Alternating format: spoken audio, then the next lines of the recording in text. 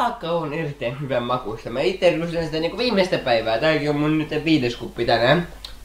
Ja sitten... Täällä on 7 hyvää syytä juoda sitä. Se laskee verenpainetta. Sitten se myös laskee veren insuliinitasoa. Okay. Edistää aivon terveyttä. Mulla on siis varmaan erittäin terve aivo, kun mä juon sitä tosi paljon. Kerta annos 500-900 mg:tä. Ja sitten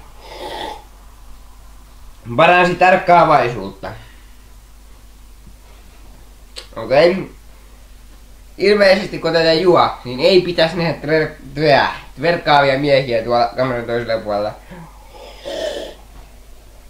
Pitäisi saada 45 grammaa viikossa, 85% kaakaota. 8 viikon ajan.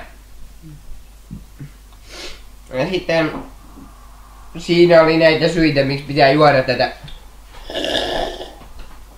kaakaota. Mä oon varmaan juonut tätä yliannostuksen, kun mä näin kaikenlaisia harvoja tossa. Kyllä on omituista. No.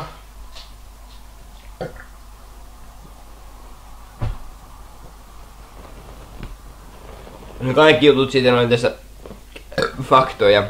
Mitä tässä kaakaoasiassa mennyt yhdessä kun höpötin.